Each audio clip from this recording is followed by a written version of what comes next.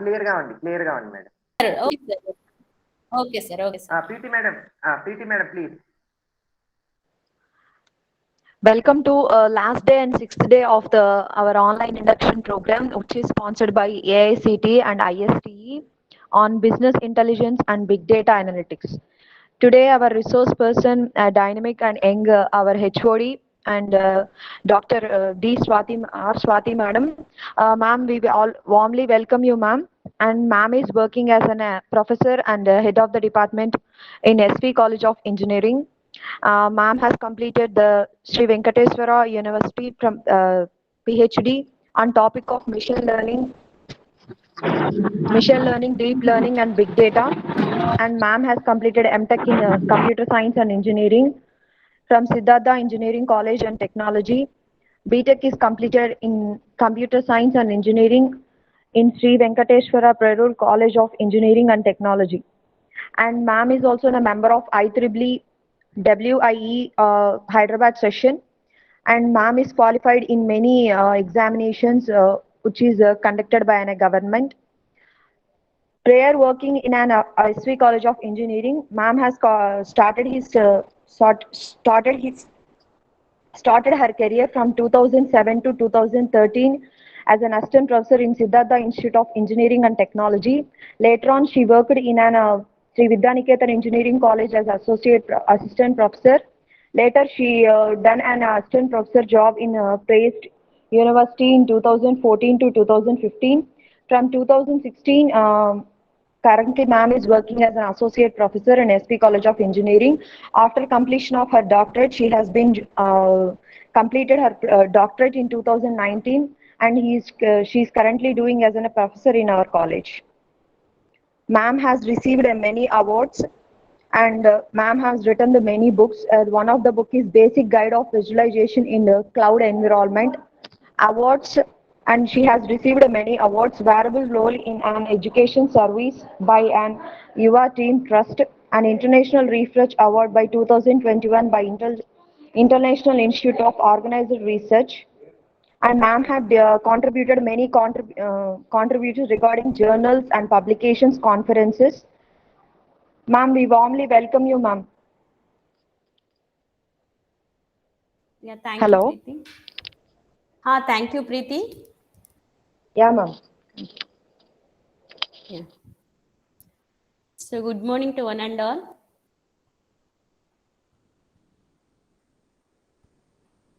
Am I audible, sir? Yes, madam. Yeah, good morning, madam. Yes, you are audible, madam. Yeah. Okay, so 1 minute, I'll share the screen. Yeah, madam, please.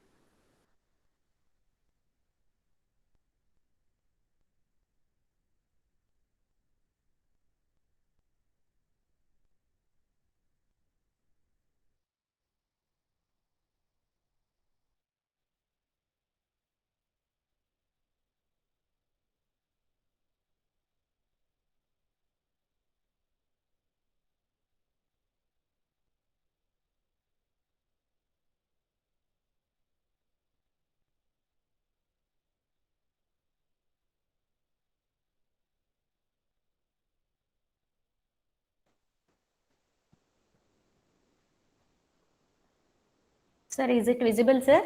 Yes, madam. Your screen is visible, madam. Yeah, thank you. Good morning to one and all. So first of all, we are very honored and we are very much happy to conduct this one, and we are very much thankful to all the participants who are continuously supporting us. This 1 week you are supporting us, and we are congratulate all the participants. Thank you, everyone. So in this today's topic, I am going to talk about the machine learning with big data analytics. So how we can analyze the big data by using the machine learning algorithms, mainly and concentrate on the Spark, how to installation of the Spark using Windows instead of Linux, and how to connect this Spark with the machine learning libraries, MLlib, how we can execute these programs, we will see. So before that, one basic idea I'm going to give you. So regarding the basics, supervised and unsupervised machine learning algorithm. So what is a machine learning algorithm? as you know all about that machine learning, so the name itself suggesting that machine will learn. So it will learn from the observation data or past data, whatever the data we are giving, that is nothing but the experience. We are giving experience with that data. So it will learn something, and based upon that information, it will predict. So the machine will learn something, and by giving the new information, it will learn something. So that is nothing but machine learning. By using the observational data or experience, it will learn information, and it will machine will be learn, and machine will be takes the algorithms and it will learn, and then based upon the new data it will predict. So that is nothing but the machine learning algorithms. And what is the different types of machine learning algorithms we have? So we have three types of majorly categorized the machine learning algorithms: supervised machine learning algorithm, unsupervised machine learning algorithms, and reinforced machine learning algorithms.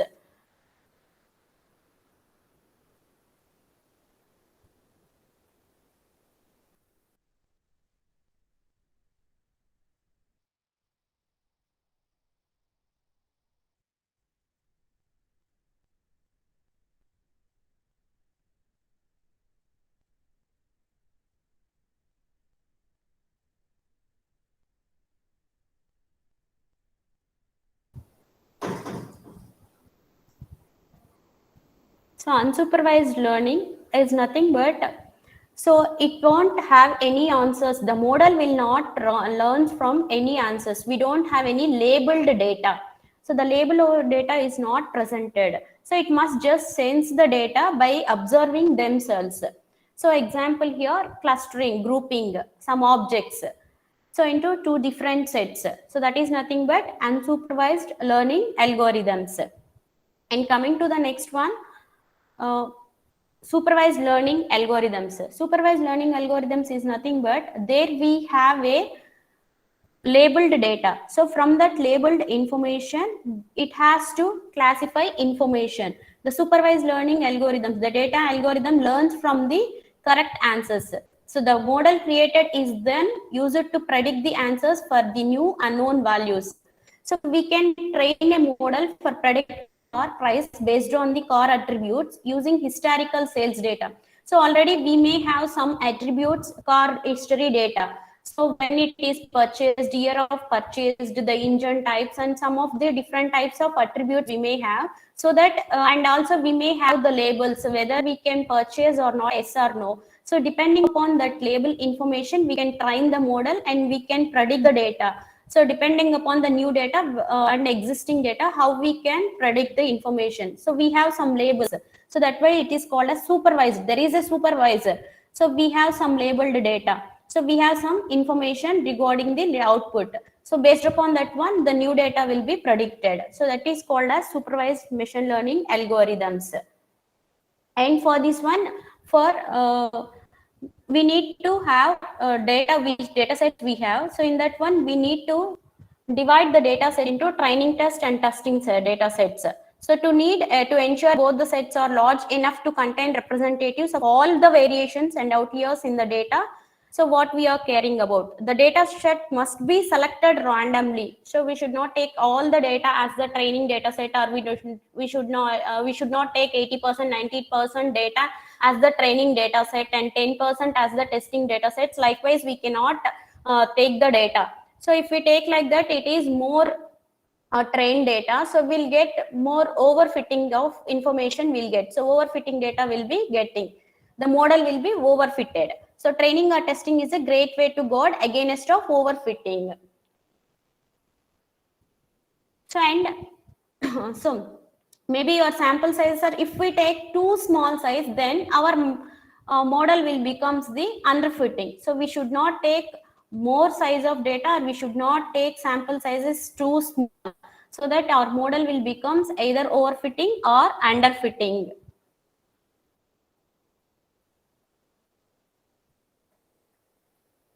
So this part we'll see the next one. So what are the some of the changes we'll find while you are training our model in connection with the real-time world? So majorly we'll get the first one is the bias and variance trade-off. So we'll see what is this bias and variance. Is nothing but bias is nothing but how forward we are removing the mean of predicted values from the real one. So already we have some real values, output values we have. So now we are predicting some mean of our prediction values. We got some output. Now we are comparing our output values with the real output values. If it is far removed, the mean of it is far away. So our predicted values and real values is has more difference. So that we can call it as like a bias. And the second thing is variance. Variance is nothing but how far we scattered our predicted values from the real answers.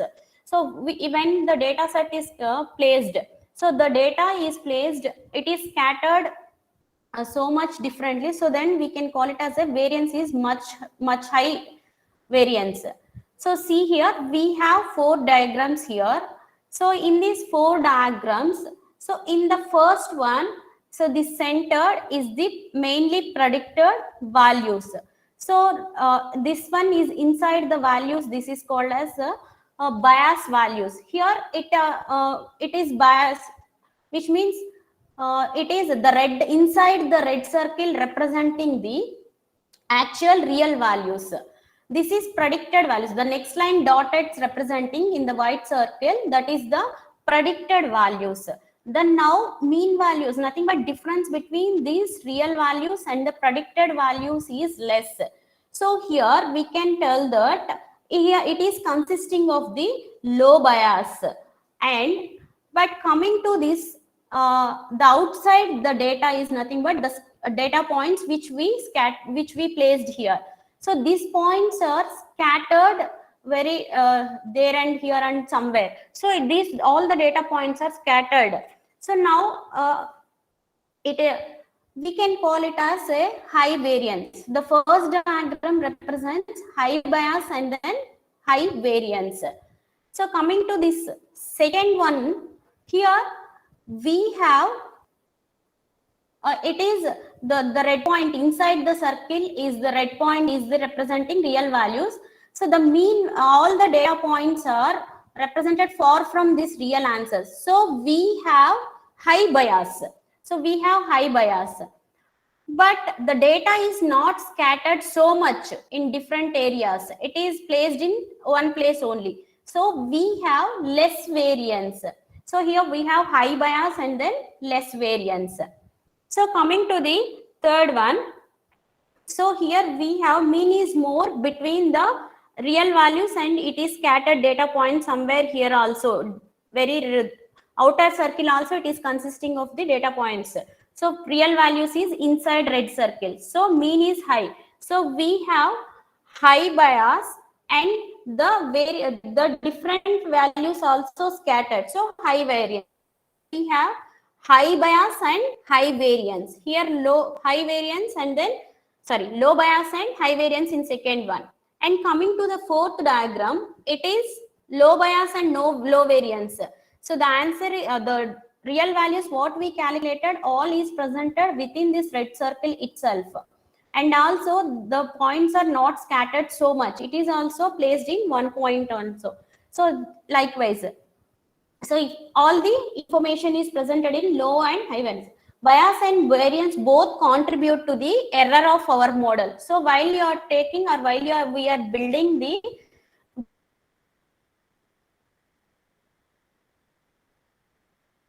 model, so we have to take care of this bias and variances.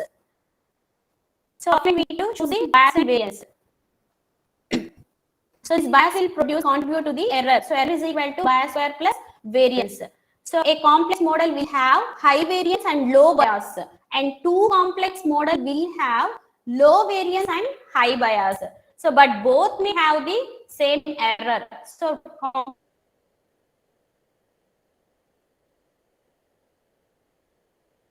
model produces the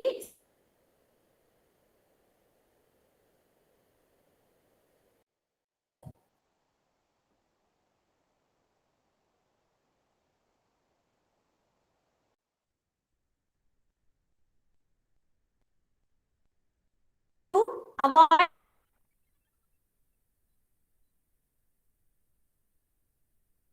the overfitting. As I already told that even overfitting we should not take.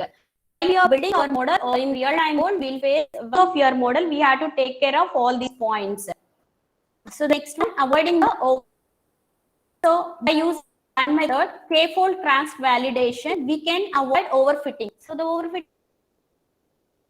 100% of the data set. We may take in that one 90% as our training data set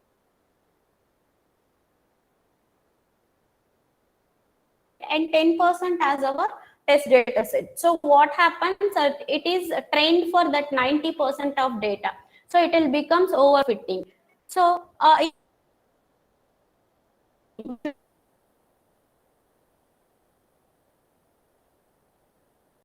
way to further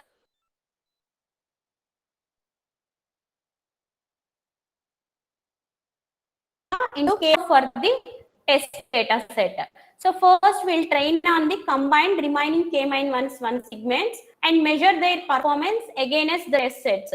So we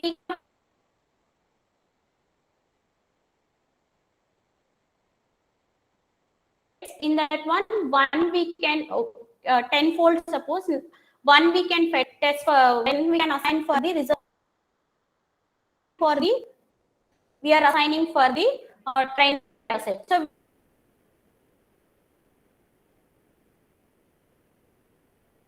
we'll train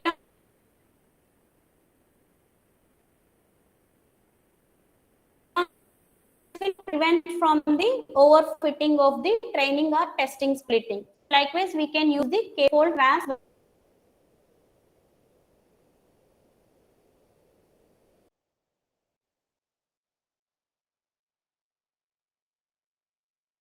So that is one more point. Bias variance and over may not get the output correctly. So with the raw data, we cannot get accurate outputs. Your model will not fit to the accurately. So that's why before we are going to use our raw data, we should have to clean our data. So cleaning is also an important step while you are going to build your model.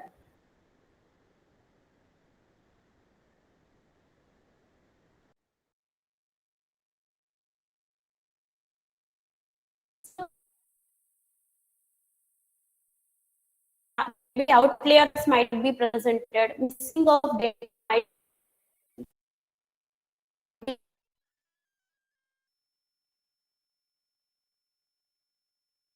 presented.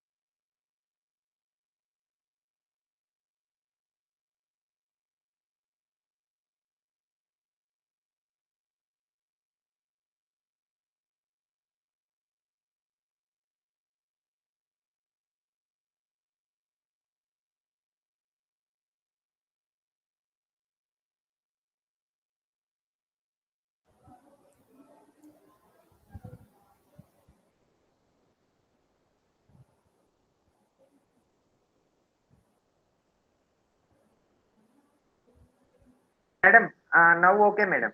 Madam? Sir, okay, sir. Okay, okay, madam. Network problem, madam. Okay.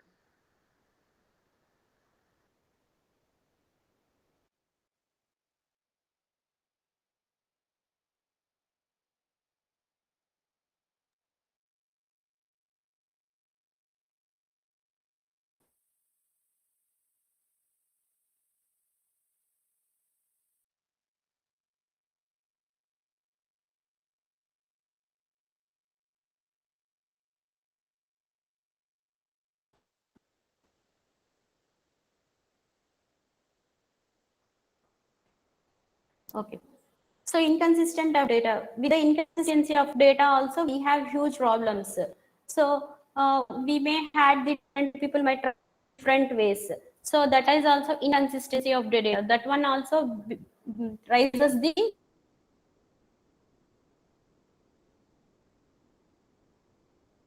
more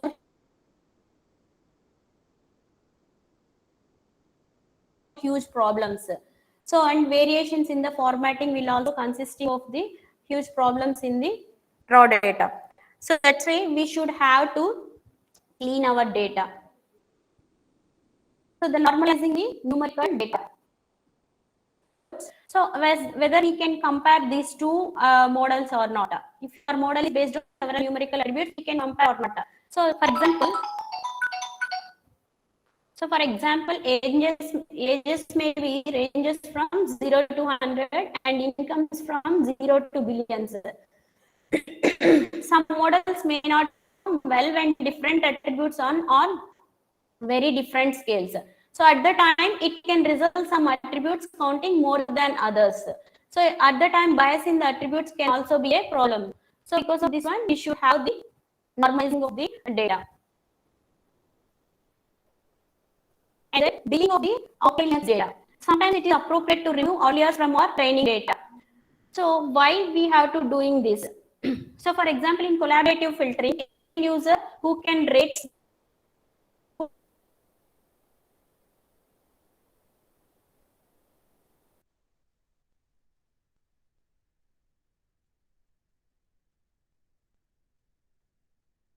may not be desirable. So at the time we can it can be considered as the outlier. Out of 1,000, one is giving the negatively, so that we can eliminate that one.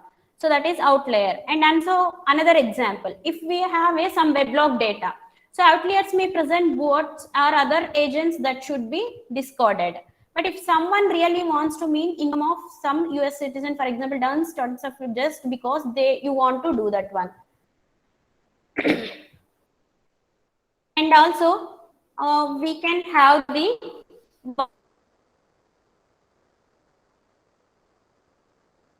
one more method, improve missing data. As already we said, we have some missing data. So how to overcome this one? If we have missing data, how we can clean the data? It's nothing but. So we can replace the missing values with the mean values of the rest of the columns. Maybe here we have some example here. We have births attribute, age attribute, shape attribute, margin, density, and severity attributes here we have. So here we may miss some information. So might be in the second column, we may miss the information. So now what we can do, this column average mean we can take and we can replace this value with that mean value.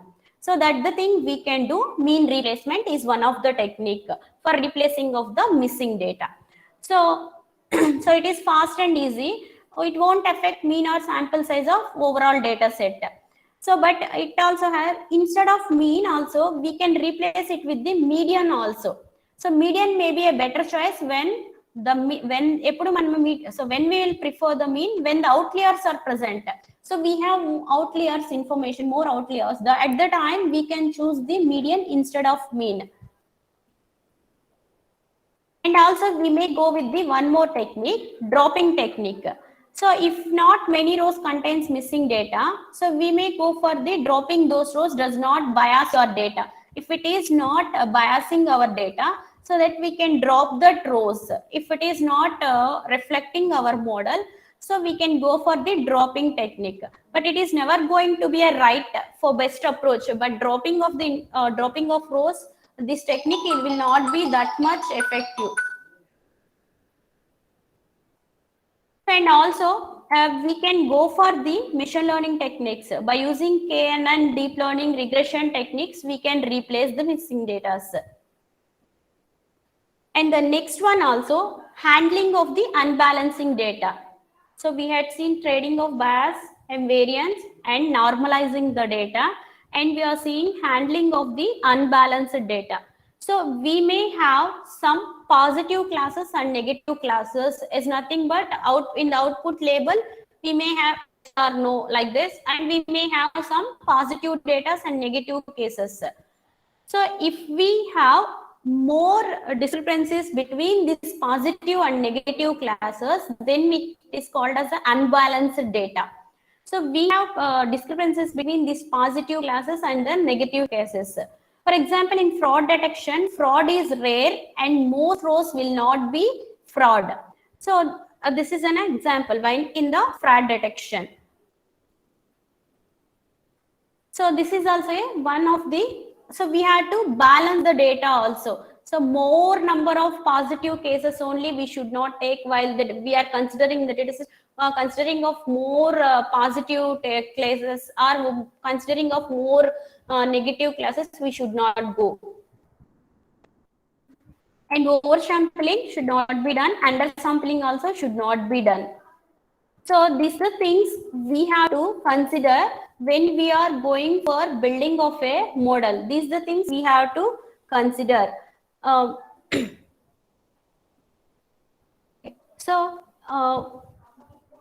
Once if we have our model is ready.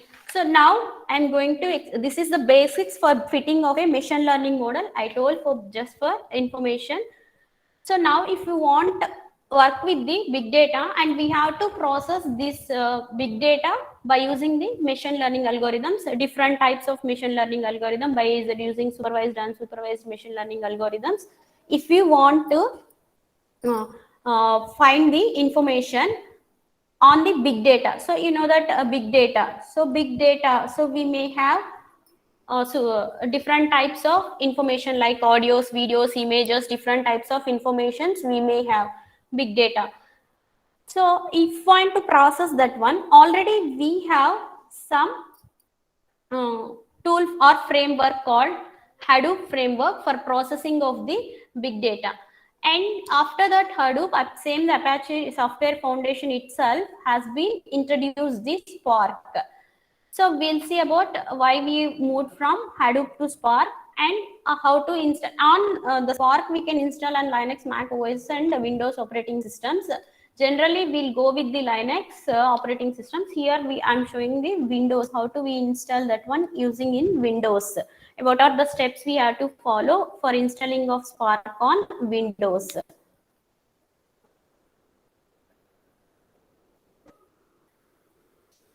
Just I'll show you the steps.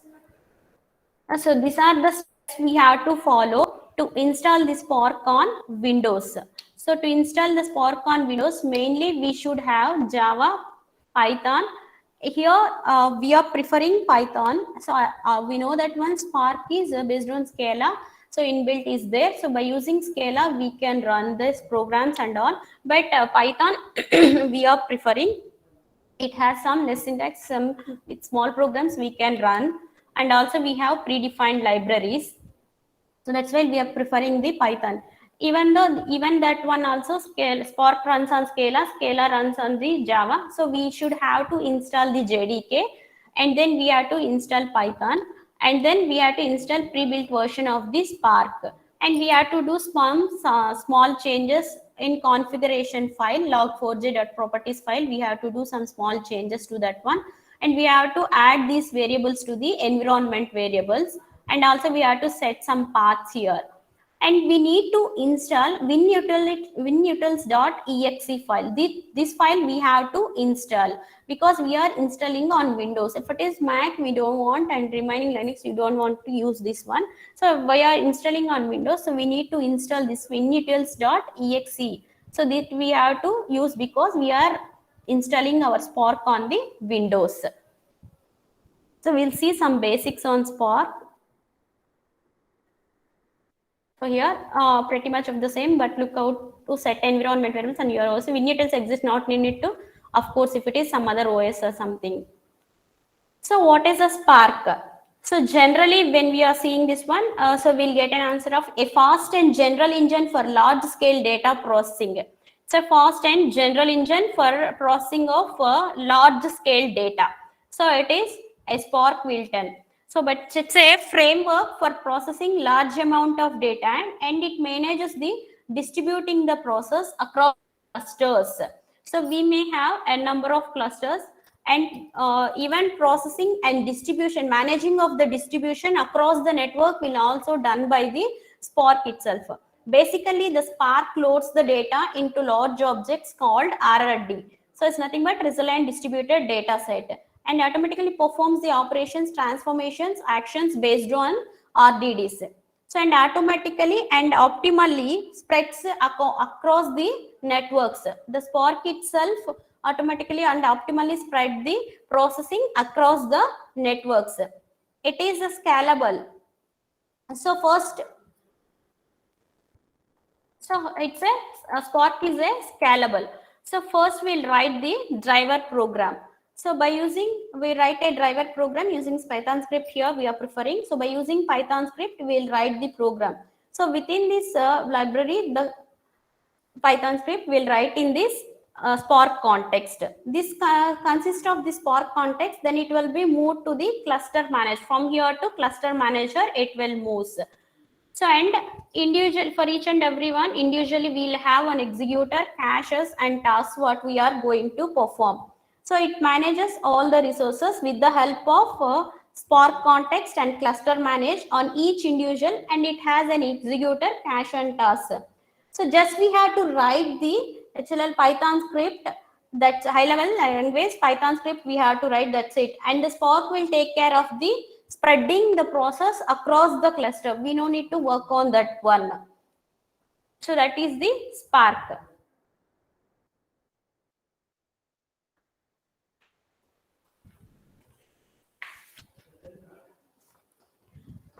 So generally already Hadoop is extensively used to analyze the data sets, but still we are moving from the Hadoop to the Spark framework. So why we are moving, and Spark was introduced by Apache Software Foundation only. So as akin as to a common brief, Spark is not modified version of the Hadoop. It is not really depend on the Hadoop. So because it has its own cluster management. So Hadoop is just one of the ways to implement the Spark. Spark uses Hadoop in two ways. One is for storage and second is processing. Since Spark has its own cluster management computation, it uses Hadoop for storage purpose only. So Apache Spark is a lightning fast cluster computing technology, which is designed for fast computation. It is used for fast computation. So as here I mentioned that it runs programs up to 100% faster than Hadoop MapReduce in memory, or 10% faster than on the disk. And it uses the direct acyclic graph engine. So it will optimizes the workflows. So Spark is designed to cover wide ranges of workloads such as batch applications, iterative algorithms, interactive queries and streaming, apart from supporting all these workload in a respective system. So what are the features of the Apache Spark? Is nothing but it is a speed. So Spark helps to run applications in Hadoop cluster 100 times faster in memory and 10 times faster in running on the disk. And it supports multiple languages. Spark supports multiple languages. Spark provides built-in APIs in Java, Scala or Python. So therefore we can write our applications in different languages. Spark come up with the 80 high-level operators for interactive querying. And advanced analytics also we can perform on the Spark.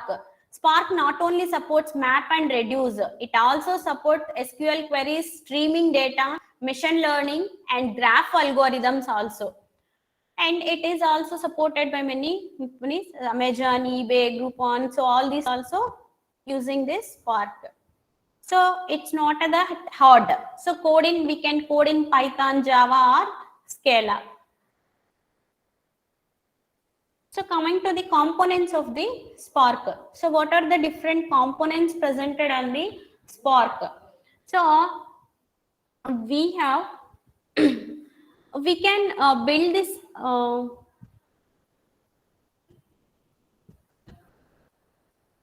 so we can deploy this Spark in three ways, either in standalone mode or in Hadoop PAN mode or Spark in MapReduce mode. So we can deploy our Spark in these three modes.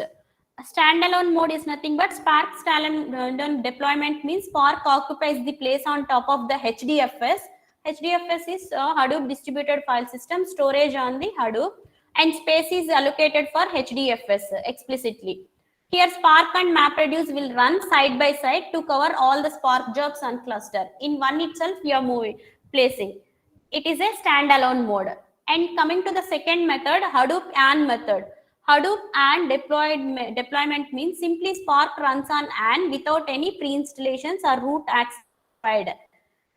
And coming to the third one, Spark can be deployed in Spark in MapReduce. Spark in MapReduce is used to launch Spark job in addition to standalone deployment. So in these three ways we can deploy our Spark in three ways. So coming to the components, we have Spark Core and Spark Streaming, Spark SQL, MLlib, GraphX. So what is this Spark Core? So it is the underlying layer. So it is the underlying layer in the Spark components. So it is generally execution engine for Spark platform that all other functionality is building upon. So generally it's an execution engine. And coming to this Spark Streaming. So if we want deal with more of real-time data, so if you are dealing with more of real-time data sets, then we can use this Spark Streaming component. So this Spark Streaming leverages Spark Core's fast scheduling capability to perform streaming analytics. So real-time analytics. It ingests data in mini batches and performs the resilient distributed data set transformations on those mini batches of data. And the main one here is MLlib. We are going to see this one, machine learning library. So machine learning library, it's a distributed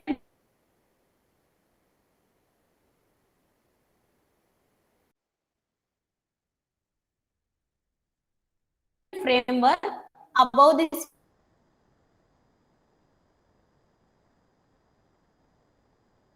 Spark because of the distributed memory based.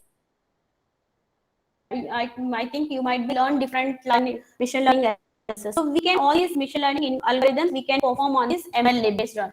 So linear regression, or logistic regression, support vector versions, classifications either by using decision trees or something. So we can perform all these operations by using this MLlib. And to perform with the database activities, we have Spark SQL. So the Spark SQL is a component on the top of Spark core, so which is used to introduce a new data abstraction called schema RD. So which provides support for structured and semi-structured data. So we can use this one for this semi-structured and structured data. So as you know that one, structured and semi-structured data, tables and all consist of the structured data, semi-structured data, XMLs that provide semi-structured data. So and GraphX. So it's a distributed graph processing framework. So which is used for getting the interrelation between graphs information like this. We can use this GraphX. So these are the components presented in the Spark. So different types of components presented in the Spark.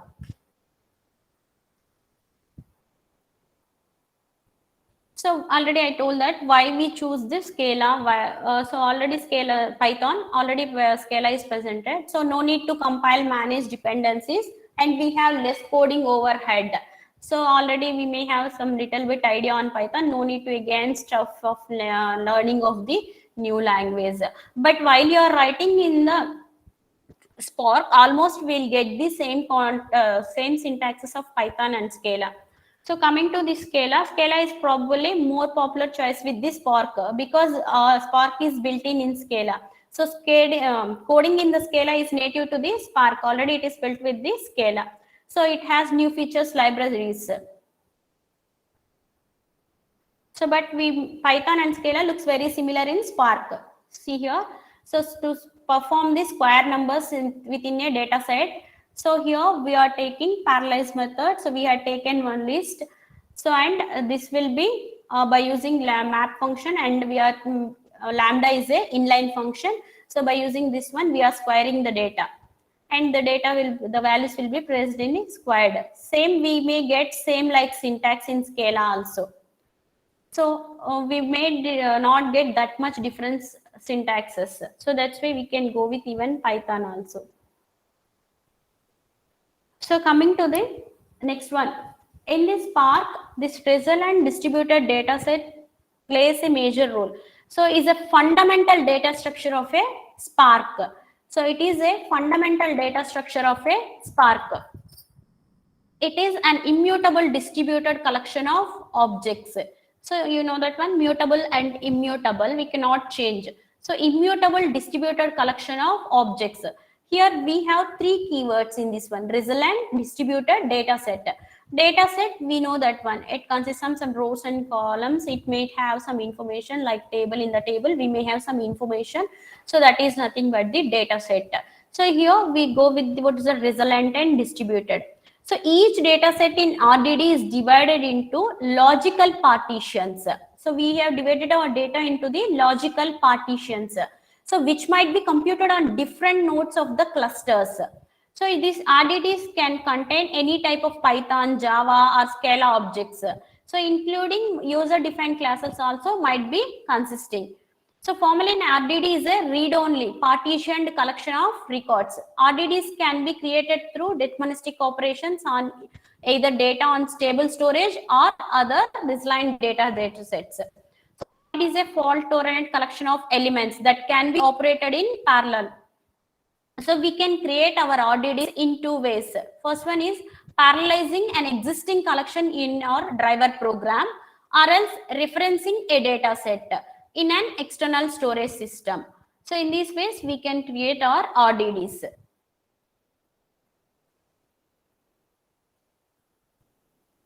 And this RDDs performs transformations and then actions.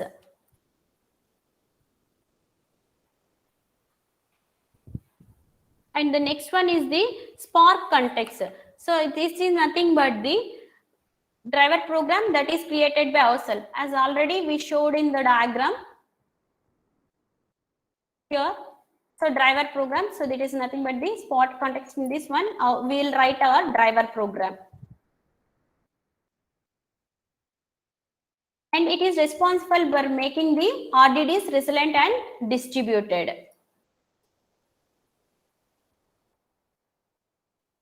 So for creating of RDDs, so we can take one list, and here is the Spark context is created dot text file from which one we need to create. So we are taking that one, and then even for Hive context also we can create, and also we can create from the JDBC, Cassandra, HBase, all these things we can create the RDDs. So these RDDs can perform the two types of operations. One is transformation and second one is the actions. So transformations.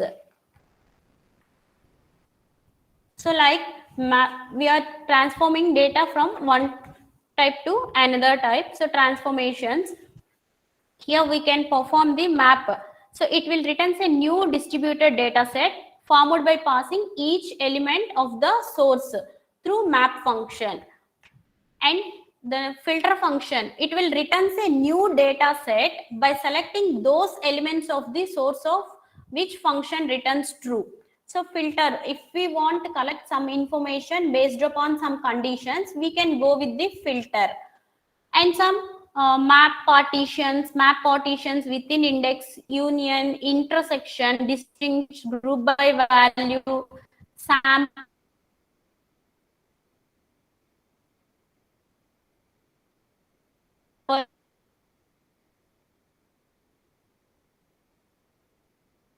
map partitions, all these transformations we can perform the RDDs. Sort by, join, and Cartesian pipe like this, we have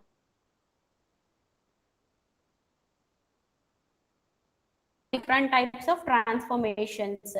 Example for map here, map function. So it is mapping with this lambda inline function. So we are passing 1, 2, 3 to list, is querying the numbers and getting the code within lambda. We can go with the one line. And the actions, the following list of actions which we can perform on the RDDs, like collect, count, count by value, take, top, produce, like this.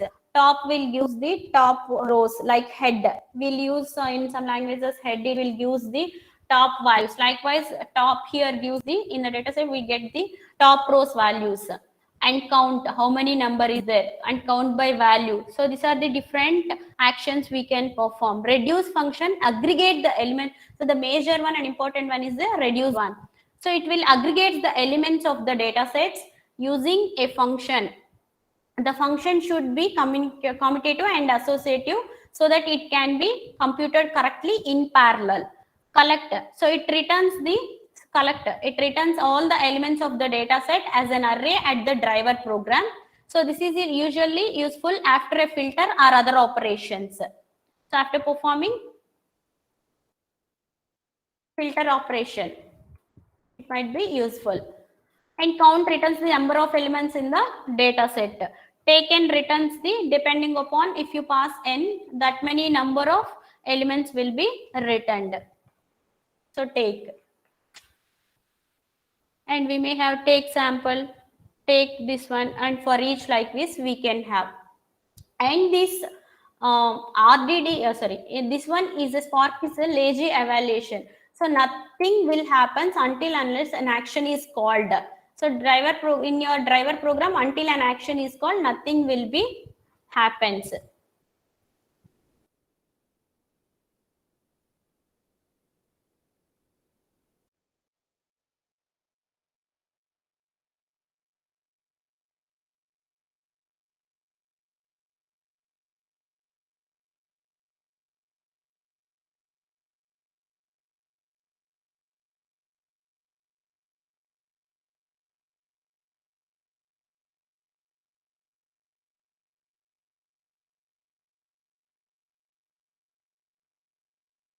Alternating list squares, all these operations we can perform with the MLlib.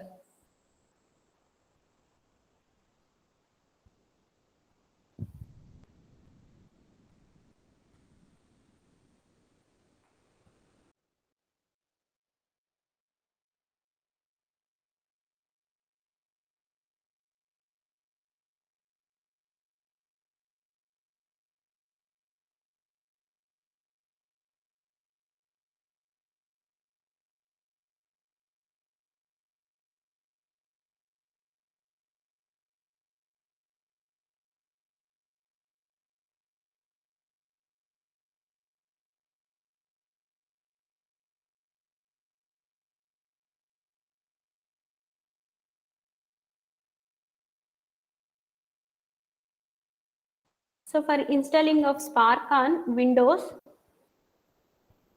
first we need to install Java and Python.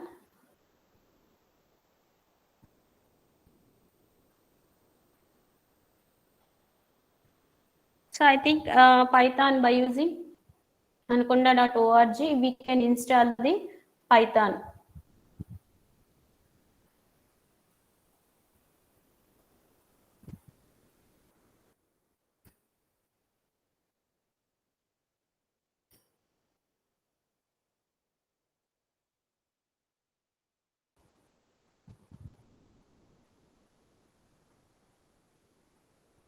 I'll show you very quickly.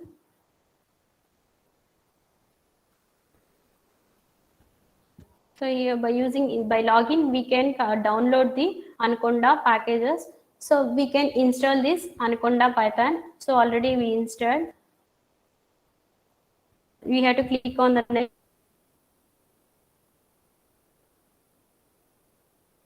next. We can install.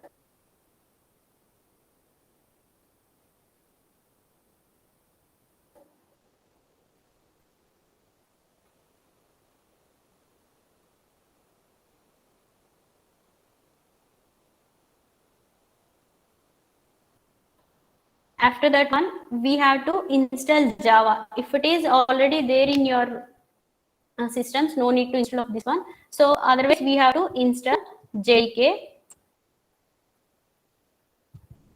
And then in Apache Software Foundation, you have to install Spark.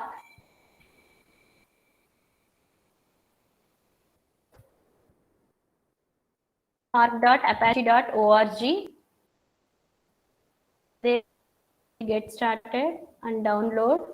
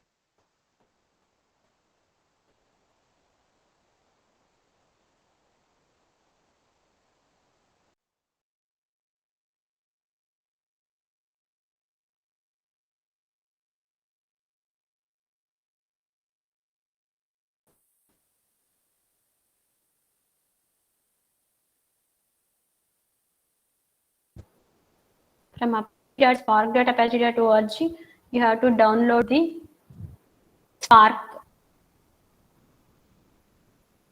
There should be pre-built. Here it should be presented. The second option, see here, pre-built for Apache Hadoop should be presented. So now here download Spark is there. No, here Spark this you have to download. And then this is .tgz, so we cannot directly unzip this one. So for this one, WinRAR or something, we have to use the software. So you can go for RAR Labs. In that one, you can from that RAR Labs, you can take the WinRAR. You can download that one.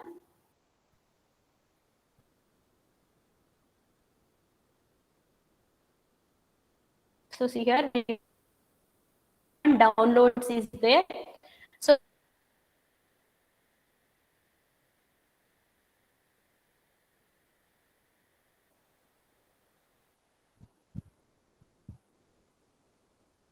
you may get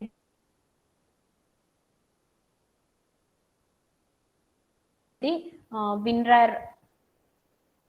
So we have to download that one, and then we have to extract this downloaded Apache Spark.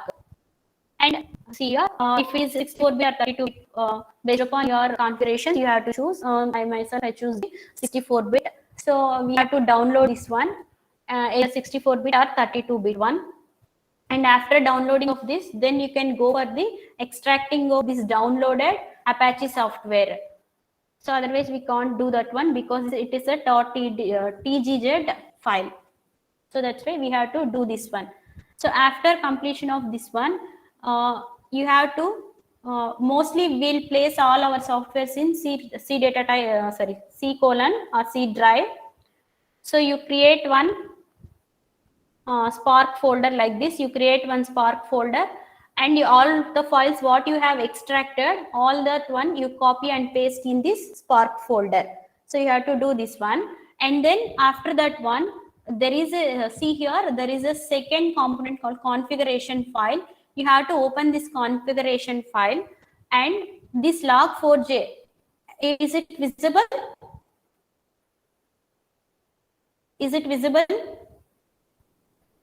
Yes, madam, visible, madam. We had to change this log4j file. First, initially it consists of .template also extension. So we had to rename it one, and we have to remove that one. .template we have to remove. So now it will becomes log4j.properties file. So before that it will looks log4j.properties.template will be presented. So we have to remove that properties.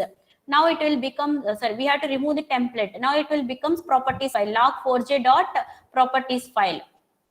So now, and also now we have to open this file, open with Notepad. Here it might consisting of the information. Initially here it consists of INFO information. INFO will be presented. We have to replace this INFO with the error. So I already shown now. So what are the changes? We installed all these things, pre-built version of the Spark, Python, JDK. So we are making changes to change the warning level. So we are changing configuration log4j properties files we have changed. There we have to information to Spark we have to change. And then we have to add Spark home to the environment variables. So already everyone know that one. Here we have to change it with the information with the error, and we have to save the file. So we have to save the file, and you can close. So these changes we have to make to this log4j file. It is presented in the Spark configuration, second file, configuration file. So there we have to make the changes. And then we have to change the environment variables. So go for the control panel. It is sometimes depending upon system, it might changes. Control panel. Go for advanced variable system. Go for system and security. It might differ from your system. So we have to go for environment variable setting. So and here advanced system settings we have to choose. Here we have to go for the environment variables. There we have to set the new variables. See here, before that you may not have the Spark, Java, then Hadoop variables. So you have to create new. So first you have to create Spark underscore home variable.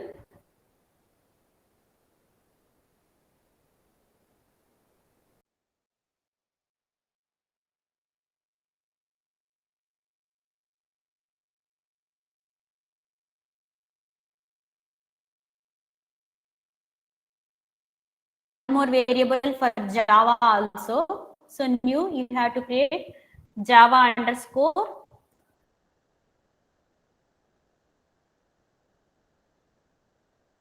home. So where we have stored our Java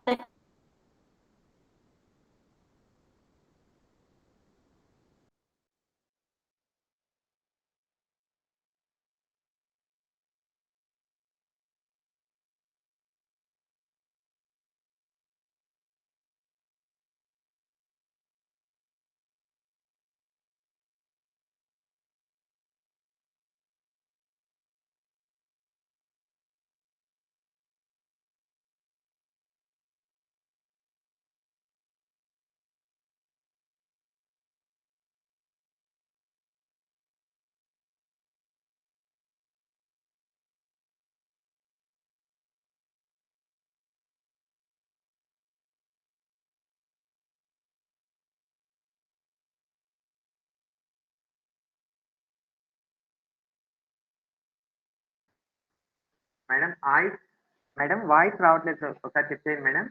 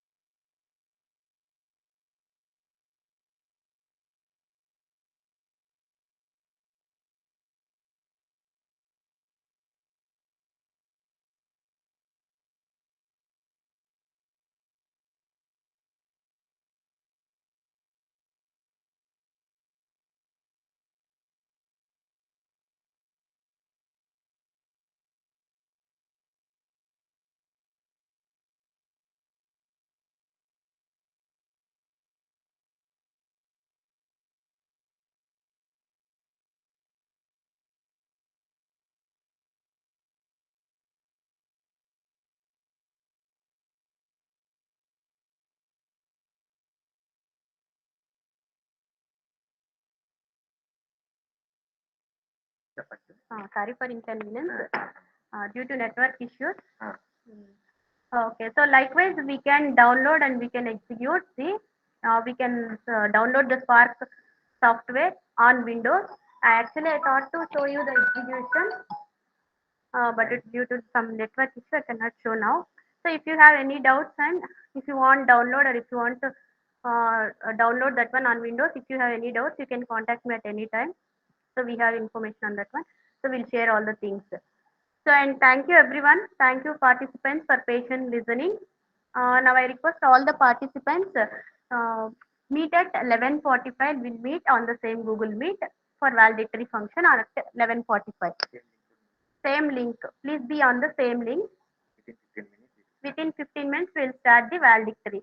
Thank you everyone for patient listening.